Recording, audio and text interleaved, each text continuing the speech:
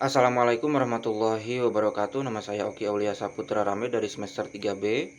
Di pertemuan yang ke-14 kali ini saya akan mereview jurnal dengan judul Ketiadaan Daluarsa Penuntutan dalam Hukum Pidana Islam dan Pembaharuan Hukum Pidana di Indonesia oleh Muhammad Helmi untuk memenuhi tugas mata kuliah Hukum Pidana Lanjutan yang diampu oleh Ibu Prof. Dr. Hajahini Nuraini SAMH beserta Bapak Dr. Emerendi Ridayandi SAMH. Tindak pidana merupakan pengertian dasar dalam hukum pidana.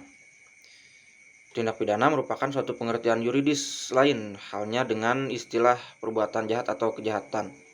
Daluarsa dapat diartikan lewatnya waktu yang menjadi sebab gugurnya atau hapusnya hak untuk menuntut dan melaksanakan hukuman terhadap seseorang yang melakukan tindak pidana.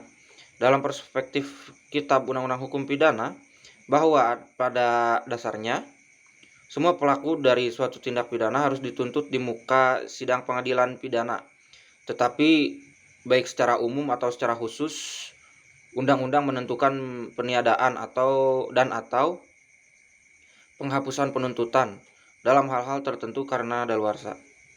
Daluarsa berdasarkan Kitab Undang-Undang Hukum Pidana yaitu menentukan pada kepastian hukum tentang putusan konstitusi bahwa daluarsa peninjauan kembali yang hanya satu kali dengan menentukan limitasi waktu dalam pengajuan upaya hukum biasa justru akan menimbulkan ketidakpastian hukum. Dalam tindak pidana Islam, mayoritas ulama sependapat tidak ada daluarsa penuntutan. Dengan demikian, ketiadaan daluarsa berdasarkan hukum pidana Islam menekankan pada keadilan dan kepastian. Mencapai keadilan tidak terbatas oleh waktu. Namun kepastian dalam tindak pidana Islam merupakan langkah dari pembaharuan hukum Islam di Indonesia melalui hukum positif agar hukum di Indonesia dapat mewujudkan keadilan. Mungkin sekian review jurnal dari saya. Mohon maaf bila ada kesalahan dan kekurangan.